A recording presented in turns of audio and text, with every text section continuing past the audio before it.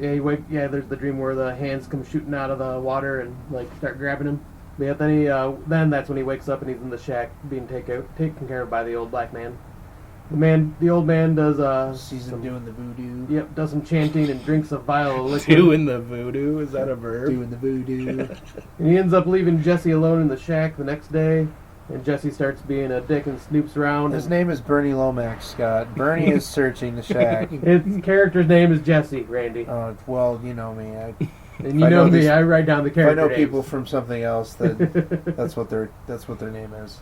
You're going to confuse the audience. He's Dr. Cruz or he's Bernie Lomax. Take your pick. Yep, he starts snooping around the house and he finds a suitcase full of papers and books and finds out that the old man was a freed slave back in 1938.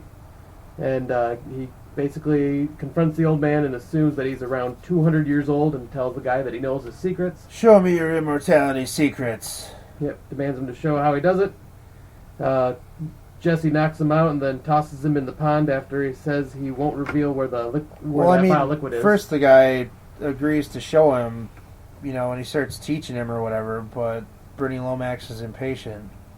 Yeah, I skipped over that part too. Yeah, then he takes him. What's the Dr. Seuss character? It's not Lorax. It's the Lorax. Okay, sorry. Keep going. Yep, after the old man says he'll show, but it's taking too long, Jesse gets fed up with it, knocks him out, tosses him in the pond. With his legs bound. Yep.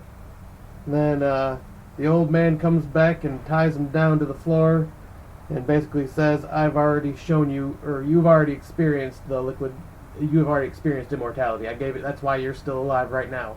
Yep, as he finds that out, he's tied down like right on top of the pentagram. Yeah.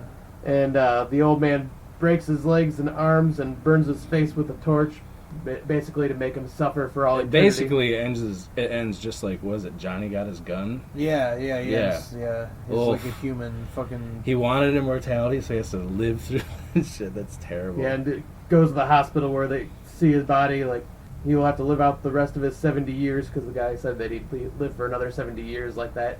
And it shows him, and he is just completely and utterly mangled, missing limbs, and face burnt beyond recognition. It's got a pretty nasty little ending. That was a cool segment. I like it. Yeah, I gave it a 7. I was going to say 7 as well. Yeah, I'd give it about 7.5. Yep, next goes back to the wraparound story. Lovecraft's Traveling Amusements. Love the name. Yeah, that was really cool. Don't like the execution. Love the name. It's like a sideshow, freak show type thing.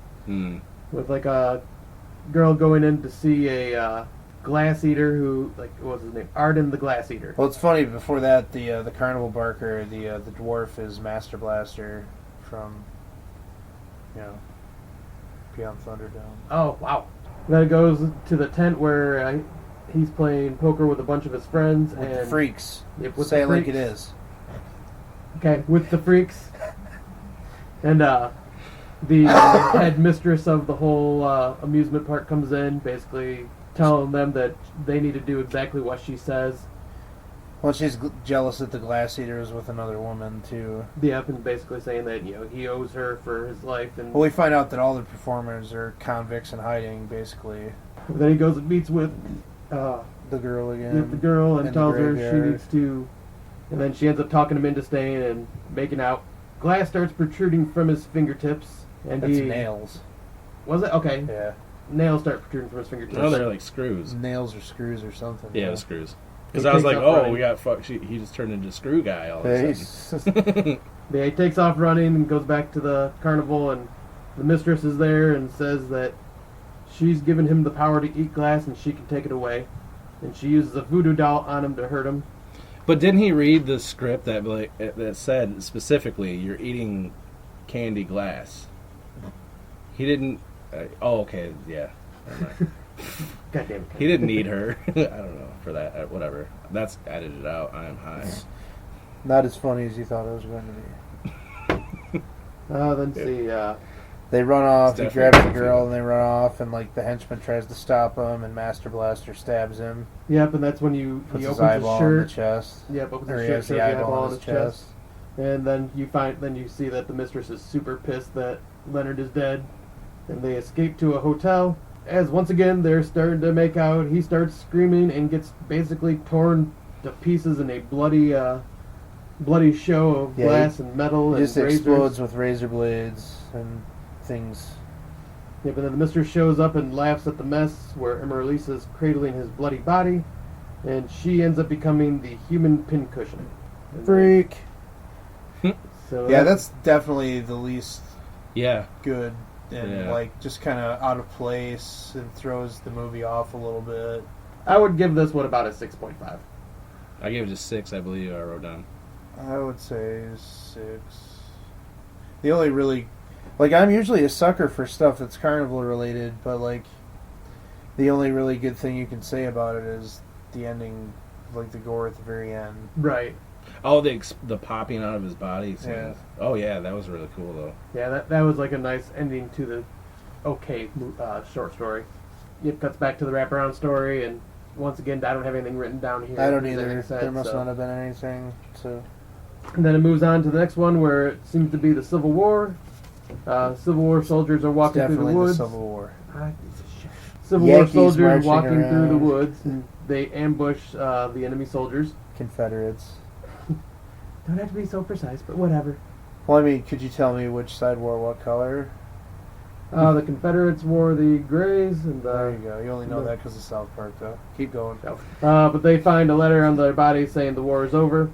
The leader of the soldiers shoots one of his own men for desertion, and the rest of the men get captured after walking through a minefield. Booby traps. And you find out that they've been captured by an army of children. Kind of ridiculous that there's a minefield since, you know, landmines weren't really a thing. I'm not even entirely sure what that was supposed to be, but... Right. One of the soldiers stands up to the kids and gets stabbed in the groin.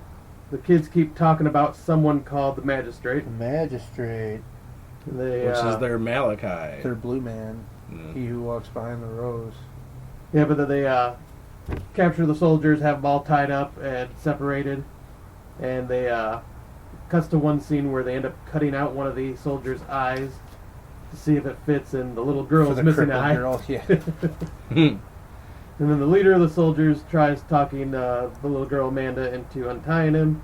That guy's from something, too. Yeah, but- he was. I think he was the one from Night Trap. from Night Night Train Train Terror. Terror? Yeah. Okay. But he ends up escaping, and he breaks her neck. And as he's about ready to escape, he notices the kids are starting to play with severed body parts out of Like one a of the pinata soldiers. style. Yeah, that was Or awesome. pin the tail on the donkey. Yeah, on the, With the meat torso, hooks. yeah. Yeah, the meat hook arm. Fucking... Yeah, but he finds a way to sneak out, and as he's right outside the premises, he runs into the soldier that he shot for desertion, who Stabs him in the leg. stabs him in the leg and gets the kid's attention. Bring him back to the Bring him back to the magistrate. magistrate, which is a collage of body parts of their parents that died during Dead the war. parents. Then they torch him. Yep, they catch the man on fire, and that's the end of that one. That's one, my favorite one in the whole movie. I can see that, yeah, definitely. Yeah, I'd give this one an 8.5. I gave it an Really, 8. Yeah. I would give it an 8, 4.5 or a 9. I'd probably say 9. You'd have to say 9 because you said... Did I say 8.5 for the other I think one? you said 8.75 or something like that. Well, I would say 9 for this one then, Yep, and then it cuts back to the wraparound story, and the reporter's talking about how she knew his daughter, or knew his niece, and she throws a switchblade into Vincent Price's neck, killing him. And that's basically And then you it. get the only really silly part of the whole movie is when he says like "Welcome to Oldfield" as he's dying, and it kind of I don't Yeah. know. It's like I don't understand the necessity for it at all. But Right. That's the end of that movie. I'd say score as a whole. As a whole, the wraparound story wasn't good at all. no, it's I mean, not it's, great. It's cool that it had Vincent Price. in yeah, it, that's Right. the cool part in about like the it. twilight of his career. But You want to score it, Ken? Yeah, I give this entire thing. I gave it an 8. I was Yeah. gonna say 7.75. So Okay. Yeah, but I was going to give it an 8 as well, just because, like, for the most part, I think this is the one that has the most good stories out of all the ones we watched, in my opinion. So yeah, I all mean 8 it's the for me. most coherent one. Yeah, for sure. for sure. So that was from A Whisper to a Scream. We all recommend it. On to our next film. If, on the other hand, I were to tell you I was going to reach into this case, pull out a gun, put it to someone's head and blow their brains out, that's something to be afraid of. Yeah, right. That doesn't frighten you. Of course not. Why should I be afraid of something that I know you'll never do? That's exactly the point I'm making. Real fear can only exist when you believe that something frightening can occur.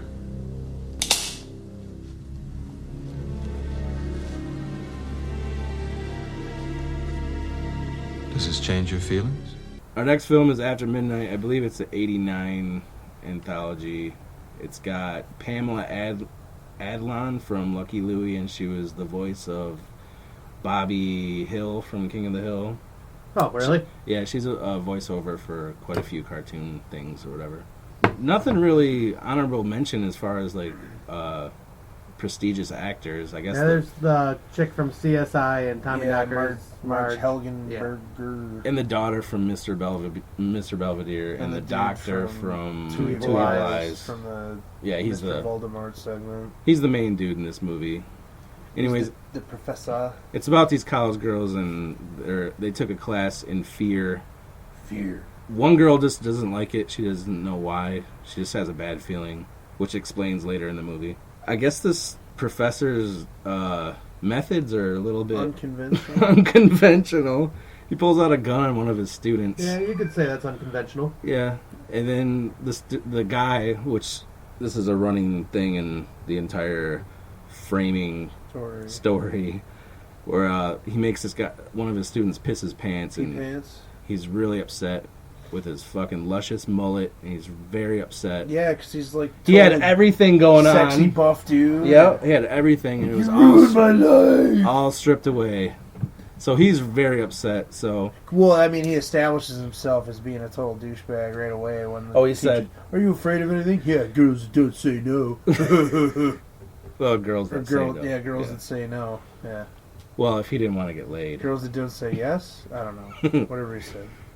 So the teacher gets reported, so he has to finish like his best part of his class at his house. So he invites all of the students to just a fear thing. They don't know what they're getting into. And then he gets there. It just ends up being they have to tell a scary story. And he starts off with the lamest story of the whole thing, which ended up being a knockoff of a Tales from the Crypt episode.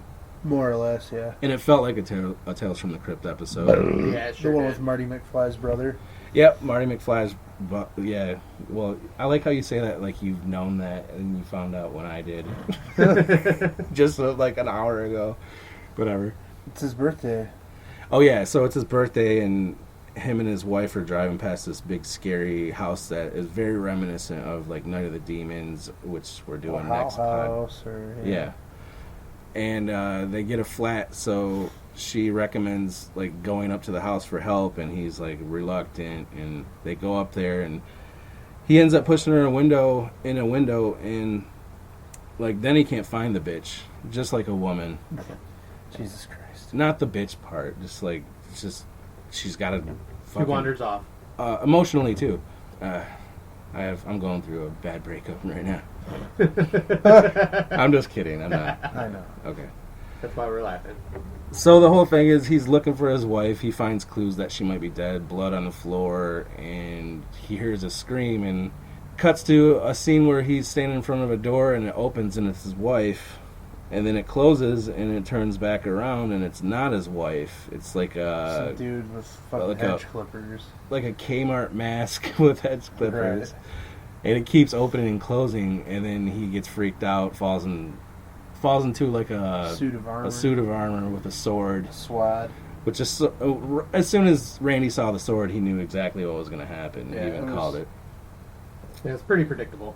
Yeah, it's one of those Tales from the Crypt. Tales from the Crypt it usually revolves around like revenge, or the guy's getting what's coming to him. Come up into revenge. Yeah, come up, and then there's moments of like this in Tales from the Crypt where it's kind of irony, I guess. Yeah.